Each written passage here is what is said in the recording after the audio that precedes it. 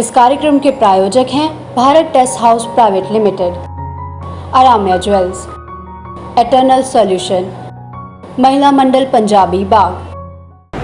Hello everyone, this is Priyanka Gupta और आप सभी देशवासियों को मेरी ओर से 15 अगस्त, रक्षाबंधन और जन्माष्टमी की ढेर सारी शुभकामनाएं।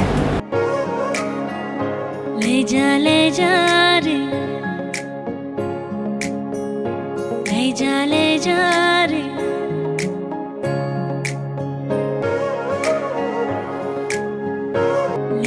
ले जा रे, महकी रात में चुरा के सारे रंग ले जा। राती राती मैं भीगू साथ में, तू ऐसी मुलाकात दे जा। ले जा रे, महकी रात में चुरा के सारे रंग ले जा। राती राती मैं भीगू साथ में, तू ऐसी मुलाकात दे जा। ले जा रे।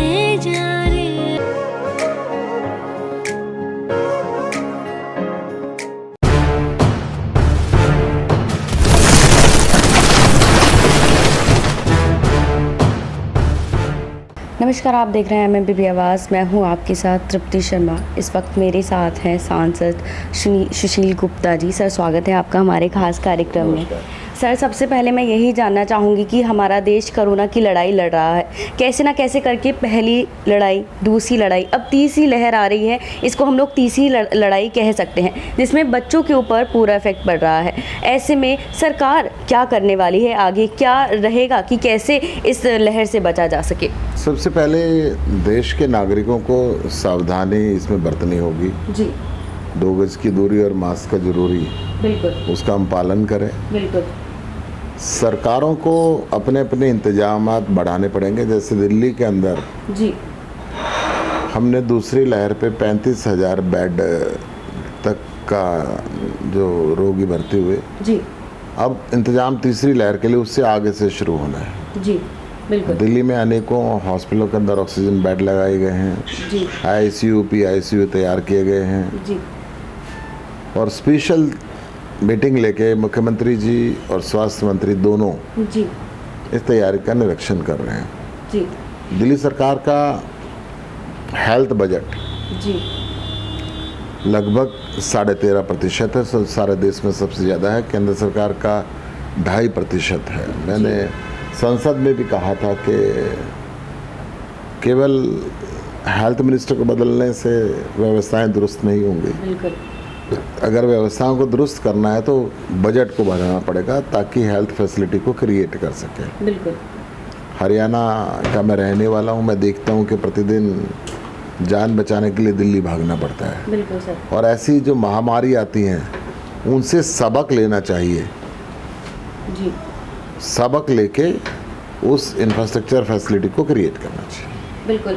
सर, इसके साथ ही जहाँ तक हम जानते हैं कि इसके अलावा राजनीति से अलावा भी आप कई चीज़ों से जुड़े हुए हैं। बात करें जन्माष्टमी की, जन्माष्टमी आने भी वाली है और सबसे बड़ी जन्माष्टमी की बात करें तो वो जन्माष्टमी आपकी समिति करती है और आप उसके चेयरमैन भी हैं। और ऐसे में जैसे लहर आगे बढ़ रही है कोरोना की, ऐसे में क्या सावधानी बरतने वाले हैं इस बार? मुझे लगता है कि जिस स्तर पे जन्माष्टमी समारोह होता है वो तो नहीं हो पाएगा। जी। और जो भी गवर्नमेंट की परमिशनें मिलेंगी, जी, उनकी हदों में रहते हुए कोरोना प्रोटोकॉल को दिमाग में रखते हुए समारोह सेलिब्रेट किया जाएगा। परंतु आज की तारीख में ये बात पक्की है कि जितना भव्य समारोह ये होता है, जी, बिल्कुल, वो नहीं कर पाएंगे। जी, बिल्कुल। मतलब हमें थोड़ी सी निराशा देखने के लिए मिलेगी। जो त्यौहार हम लोग इतने धूमधाम से मनाते थे, कोरोना की वजह से हमें कहीं ना कहीं थोड़ी सी तो देखनी पड़ेगी। सर, आगे में हम लोग ये भी जानते हैं कि आप 10 से ज़्यादा हॉस्पिटल के चैरिटी भी हैं और इसके साथ ही शिक्षा के क्षेत्र में भी आपका बहुत सारा रुझान है। इसके साथ ही सर राजनीति, तीनों में ही हर चीज़ में आप आगे से आगे बढ़ रहे हैं, लेकिन सबको मैनेज करना बहुत ज़्यादा मुश्किल होता है या बहुत आसानी से सारी चीज़ें हो जाती हैं? जब निस्वार्थ भाव से कोई काम करते हैं ना, जी, तो चीज़ें अपने आप आगे बढ़ती हैं, चाहे वो कोई भी क्षेत्र हो। जब सेवा को साधन मान के चलते हैं, जी, और परोपकार मन के अंदर रहता है, जी, वहाँ कोई भी उलझन पैदा नहीं होती। उलझन तब पैदा होती है कि उसके बीच में अपना स्वार्थ घुसा है जी, और उसके बीच के अंदर कि मेरा कमाई का साधन क्या होगा, मैं अपने लोगों के लिए क्या कर सकता हूँ, तब दुविधाएं पैदा होती हैं। अगर एक समान दृष्टि से आप देखते हो तो कोई उलझन नहीं होती, चीज़ें अपने आप आगे बढ़ती हैं। अरे वाह सर, सही कहा आपने। मैं धर्मपाल शिवला TRDP ग्रुप से, जो हमारा राजनिवास पालशाला और 12/10 की तरफ से मैं 15 अगस्त और जन्माष्टमी और राजनिवास पालशाला की तरफ से बहुत बहुत शुभकामनाएं देता हूं। और सारे भारतवर्ष को मैं कहना चाहता हूं कि इस त्यौहार को बड़ी श्रद्धा और लगन से बनाया जाए इस कोरोना काल में। इसके साथ ही सर, सुशील गुप्ता जी बहुत बड़ा नाम है। ईश्वर ने आपको इतना कैपेबल बनाया है कि आप हर क्षेत्र में आगे से आगे बढ़ रहे हैं। सर आगे की जो आगे का आपका जितना भी है कि आगे क्या करना है, कैसे दुनिया को देखना है, कैसे अपनी चैरिटी है ट्रस्टी को कैसे बढ़ाना है आगे? देखिए, जहाँ ड्यूटी लगे जी वहाँ पे आदमी ईमानदारी से काम करे बिल्कुल और सेवा मन में उद्देश्य हो जी तो इस देश को आगे बढ़ने से रोक नहीं सकता। बिल्कुल मैं सर। एक छोटा सा एग्जांपल देता हूँ। बिल्कुल पहले जब मैं स्कूल के अंदर पढ़ता था जी तो बड़े बड़े लीडर्स, ब्यूरोक्रेट्स आके कहते थे कि बच्चों, हम इस देश को यहाँ तक ले आए, अब तुम्हारे कंधों पे वजन है, जी आपने इस देश को आगे लेके जाना है। बिल्कुल मैं छोटा सा बच्चा समझता था कि मैं इस वजन को कैसे अपने कंधों पे लूँगा, इतना बड़ा देश, बिल्कुल और कैसे चीज़ें आगे बढ़ेंगी। बिल्कुल तो जैसे उम्र बढ़ी तो मुझे समझ में आया कि वो व्यक्तिगत मेरे लिए नहीं था, इतने समूह में स्कूल के सभी बच्चे बैठे हुए थे, उन सब के लिए था। बिल्कुल और सामूहिक तौर पे जी कोई भी व्यक्ति जिस समय जो जिम्मेदारी ले रहा है जी उसको अगर ईमानदारी से निभाता है जी तो देश आगे बढ़ता है। बिल्कुल। अगर मैं पढ़ने की जिम्मेदारी है तो ईमानदारी से बेहतर पढूं, खेलने की है तो उस समय बढ़िया खेलूं, बिल्कुल मेरी ऑफिस की जिम्मेदारी है तो उसको ईमानदारी से दायित्व को निभाऊं, मैं व्यापार कर रहा हूं तो ईमानदारी से उस पर सच्ची लगन के साथ काम करूं। बिल्कुल जिस जिस क्षेत्र में जिस जिसकी ड्यूटी है जी वो अगर अपनी ड्यूटी को ईमानदारी के साथ निर्वाह करेंगे जी तो देश की जिम्मेदारी समझ के उस काम को आगे बढ़ाएंगे तो हमारी प्रोडक्टिविटी भी कई गुना होगी और देश को आगे बढ़ाने से कोई रोक भी नहीं सकता बिल्कुल और उसमें कोई उलझन भी पैदा नहीं होती। बिल्कुल सर। उलझनें जब पैदा होती हैं जब काम के बीच में से ईमानदारी अलग निकाल देते हैं, काम के बीच में कामचोरी पैदा हो जाती है, बिल्कुल समय किसी और चीज़ का समय लगाने कहीं और लगते हैं, बिल्कुल तब ये परेशानी आती है। बिल्कुल सर, जैसे आपने छात्रों की बात करी तो जैसे हम लोगों को पता है इस वक्त 1 साल से ज़्यादा हो गया है शिक्षा का क्षेत्र जो है वो कैसे ना करके नीचे दबा चले जा रहा है।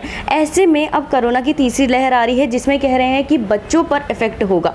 ऐसे में क्या स्कूल खुलने, जो सरकार सोच रही है कि स्कूल को अब खोलना चाहिए, क्या ऐसे में सही में स्कूलों को खोल देना चाहिए?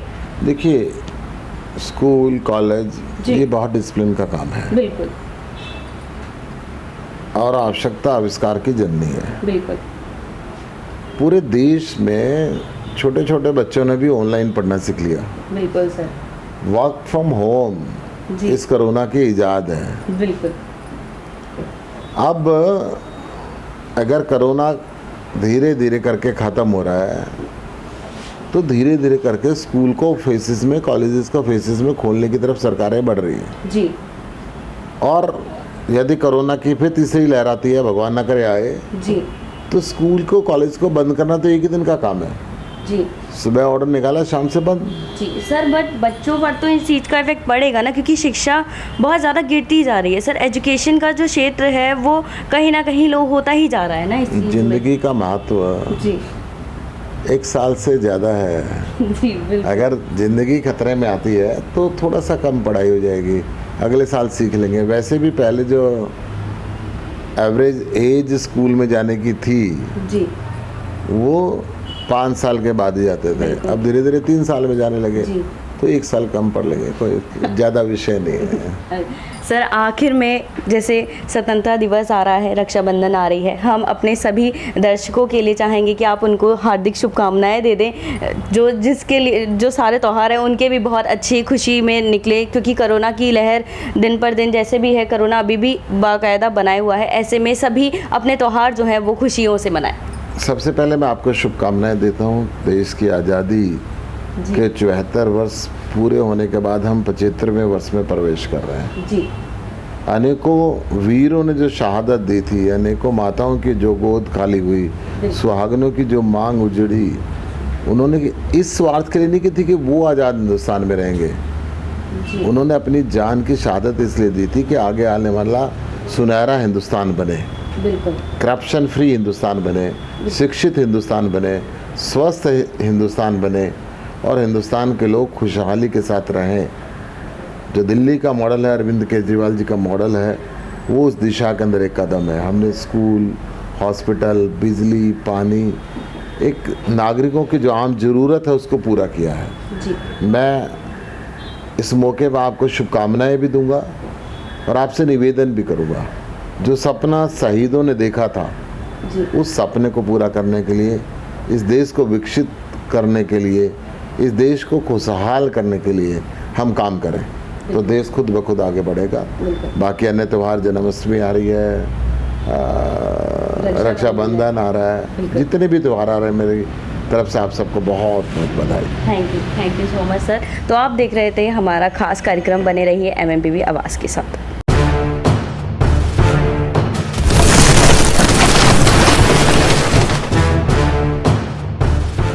इस कार्यक्रम के प्रायोजक हैं Bharat test house private limited, Aaramya jewels, eternal solution, Mahila Mandal Punjabi बाग। ले जा रे, ले जा रे, ले